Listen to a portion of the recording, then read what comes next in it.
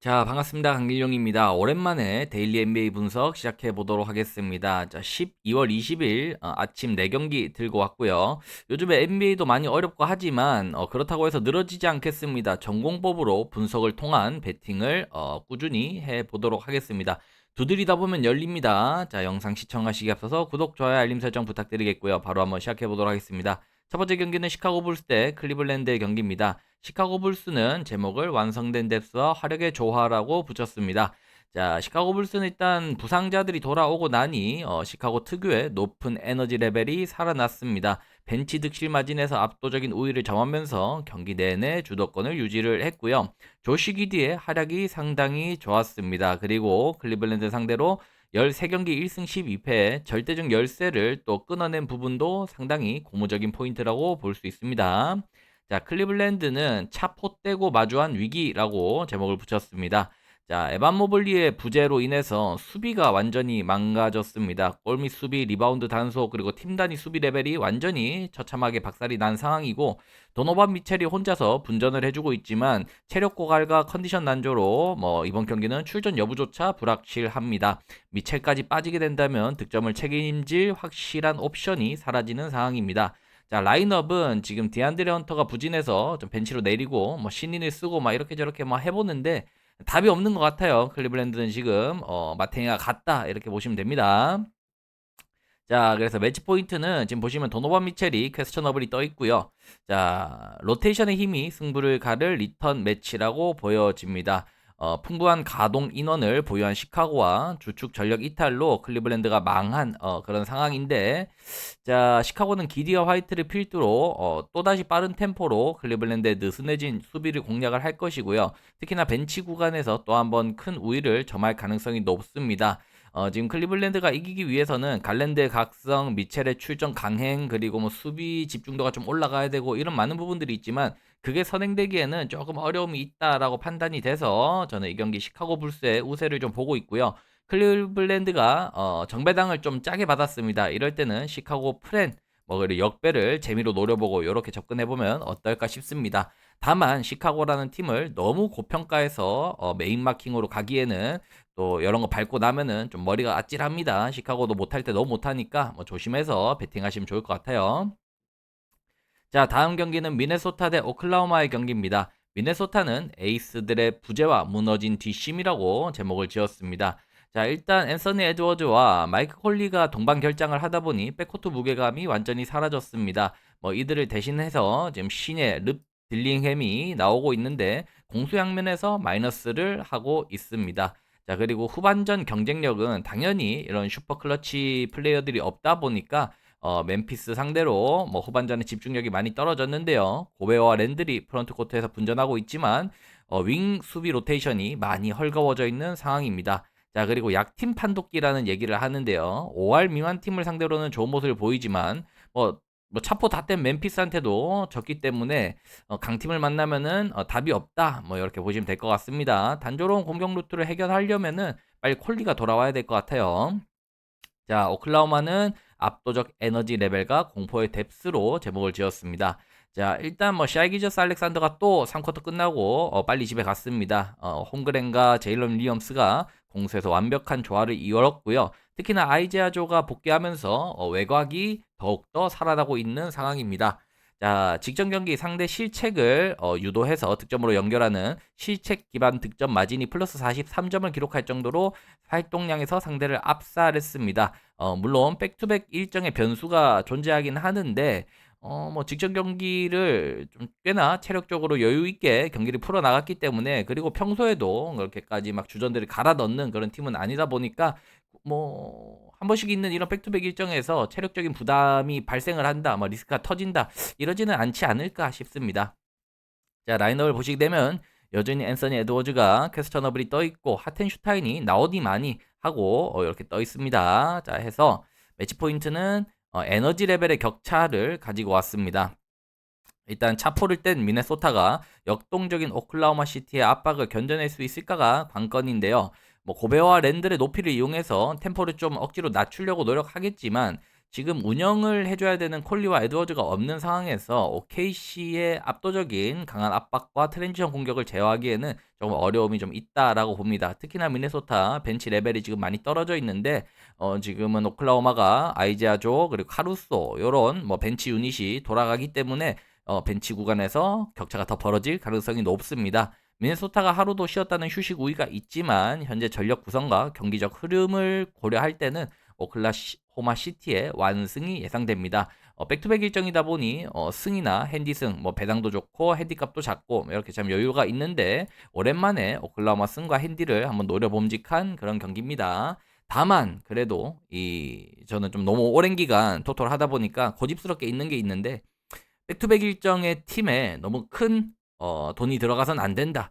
그래도 산술적인 스포츠 학적으로 이 농구는 백투백 일정에서는 아무리 봐도 좀 어려움이 있긴 합니다. 자, 다음 경기는 애틀랜타 대 샌안토니오의 경기입니다. 애틀랜타는 에이스의 복귀가 불러온 명과 암으로 제목을 지었습니다. 자, 제일런 존슨의 경이로운 퍼포먼스가 일단 있었습니다. 직전 경기에서 커리어 하이 43득점을 기록하면서 상당히 좋은 모습을 보였습니다. 많은 트레이 영이 복귀하면서 실전 감각이 상당히 좋지 않았고 특히나 수비 코트에서 완전히 센 구멍을 발생을 시켰다. 그래서 트레이 영이 결장할 때 오히려 애틀랜타가 승률이 좋았는데 지금 부상에서 돌아왔는데 안 쓸 수도 없거든요. 그래서 트레이 영을 어떻게든 쓰는 동안은 또다시 애틀랜타가 침체기에 빠질 수 있다라고 봅니다. 그리고 백투백 일정을 치른다는 것에 대한 피로도를 얘기합니다. 샬럿 원정에서 타이트한 경기를 치렀기 때문에 주전들의 출전 시간 관리가 좀 잘 되지 않았습니다. 그래서 오늘 백투백 일정에 대한 피로도가 존재합니다. 자, 샌안토니오는 완전체로 거듭난 4연승의 기세라고 말씀드립니다. 자, 일단 웬바냐마가 뭐 지금 할머니 뭐 돌아가시고 나서 조금 정신이 없었는데 뭐 경기가 다시 좀 빨리 수습이 됐습니다.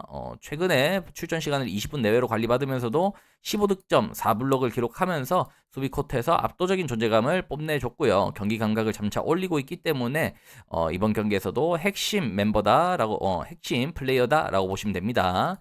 자, 그리고 연건 트리오의 활력을 얘기할 수밖에 없습니다. 딜런 하퍼, 스테펀 캐슬, 데빈 바셀 너무 잘해주고 있습니다. 그래서 지금 이제 시즌 처음으로 베스트 라인업을 꾸린 상황에서 정상적인 리그 일정을 치르고 있기 때문에 지금 샌안토니오를 분명히 고평가를 할 수 있는 단계에 있다라고 보시면 됩니다.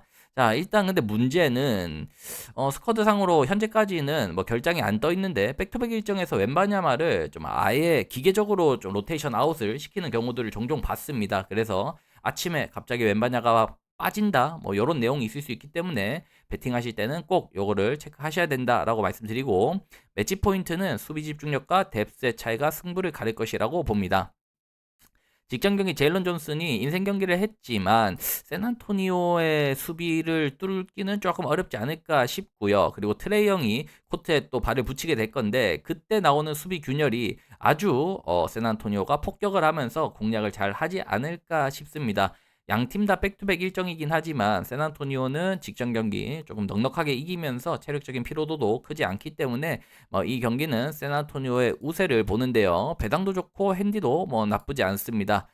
그래서 애틀랜타가 승리하려면 트레이 형이 갑자기 막 미치고 이래야 되는데 글쎄요. 그런 확률이 이번 시즌에 그렇게 높지는 않을 것 같습니다. 트레이 형의 지금 시즌 초반의 분위기를 봤을 때는 완전 초 슈퍼 하드 캐리 뭐 이런 것들 하는 것이 그렇게 기대값이 높지 않아서 저는 이 경기 샌안토니오 승과 핸디 승까지 추천드립니다. 하지만 웬바냐마의 출전 여부를 조금 체크해 주는 게 좋겠다. 그래도 웬바냐마 없어도 저는 사낭이 이길 것 같아요. 그래서 뭐 승이나 핸디승 갈 수는 있지만 있으면 더 좋을 것 같습니다. 자, 마지막으로 보스턴 대 마이애미의 경기입니다. 보스턴은 에이스의 역사적 질주와 고독한 분전이라고 합니다. 자, 제일런 브라운의 MVP급 화력입니다. 자, 브라운은 개막 후에 25경기에서 압도적인 득점을 기록하면서 지금 구단 역사상 최고 수준의 득점 페이스를 보이고 있습니다. 현재 5경기 연속 30득점 이상을 올려주고 있을 정도로 페이스가 나쁘지 않다. 다만 젤런 브라운이 잘해주고 있음에도 팀은 2연패에 빠졌는데 이유는 벤치 생산성이 조금 떨어진다. 주전 의존도가 너무 높다. 이렇게 볼 수 있고요. 그리고 클러치에서 아무래도 테이텀이 없는 부분이 클러치 경쟁력의 하락을 불러오고 있습니다. 접전 승부 승률이 46%로 그렇게 좋지는 않아요. 그래서 막판 집중력을 살리지 못할 것 같으면은 애진작에 많이 벌려내야 되는 그런 상황입니다. 자, 마이애미는 견고한 방패와 체력적 한계 싸움이라고 제목을 지었습니다. 수비로 되찾은 승리입니다. 자, 일단은 5연패 사슬을 끊어낸 원동력은 짠물 수비였는데요. 하지만 브루클린을 95점으로 묶었다라는 것을 너무 고평가를 할 수는 없습니다. 탱킹팀을 이긴 것을 너무 올려칠 수는 없어요. 자, 그리고 시즌 초반에 마이애미가 좋았던 부분은 윌링 오펜스에서 비롯된 빠른 업템포 공격이 좋았었는데 그 부분이 최근에 갑자기 식었습니다. 여기에 히로의 결장이 길어지고 있고 직전 경기 에이스 역할을 한 노먼 파일마저 오늘 약간은 출전 여부가 불투명하기 때문에 결장하게 된다면은 사고라고 보시면 됩니다. 그리고 오늘 백투백 일정을 치르게 되는데 아무래도 마이애미는 에너지 레벨로 경기를 풀어가는 게 강점이기 때문에 이런 백투백 일정에서 고평가를 하기는 분명히 어려운 부분이 있습니다. 그래서 라인업을 보시게 되면은 히로와 노먼 파일이 출전 여부가 불투명하다 떠 있는데 이거 확인해 주면 좋을 것 같고요. 매치 포인트는 휴식을 길게 한 마이애미와 수비력이 올라온 마이애미입니다. 자, 그래서 충분히 휴식을 취한 보스턴의 화력을 과연 피로가 누적된 마이애미가 수비로 버틸 수 있을 것인가? 아니면은 창대 창으로 뭔가 에너지 레벨을 끌어올려서 공격력으로 맞불을 놓을 수 있을 것인가인데 둘 다 좀 쉽지 않을 가능성이 있습니다. 백투백 일정으로 인해서 속도나 에너지가 좀 떨어진다면 보스턴의 3점이 폭발을 할 가능성이 높고요. 히로와 파일도 좀 부상으로 출전 여부가 불투명하기 때문에 저는 이 경기는 홈에서 어드밴티지를 가지고 있는 그리고 휴식을 좀 취한 보스턴의 연패 탈출 가능성을 높게 보도록 하겠습니다. 보스턴 일반승을 갖고 보스턴이라는 팀이 그래도 뭔가 팀 레벨 자체가 작년에 비해서는 좀 떨어진다 생각해서 이제는 일반승 정도는 눌러주겠지만 핸디까지 가는 거는 조금만 더 시간을 두고 좀 지켜보도록 하겠습니다. 자, 이렇게 해서 오늘 4경기를 분석해봤고요. 요 근래 데일리 NBA 했던 것 중에 오늘이 제일 마음에 듭니다. 뭔가 제일 깔끔하게 멘트도 나간 것 같고 정리도 깔끔하게 된 것 같아서 마음에 드는데 요 영상 좋아요 눌러주시고 좋아요가 많이 올라오고 조회수가 터진다면은 웬만하면 진짜 매일매일 데일리 NBA 분석을 해드리도록 하겠습니다. 이렇게 고퀄리티의 분석을 여러분들한테 제공을 해드리면서 여러분들이 배팅에 좀 뭔가 도움이 되실 수 있게끔 그렇게 미랄 같은 역할을 하도록 하겠습니다. 오늘 영상 여기까지 하고요. 저는 주말에는 오전 11시에 라이브를 합니다. 오전 11시에 분석 라이브로 다시 돌아오도록 하겠습니다.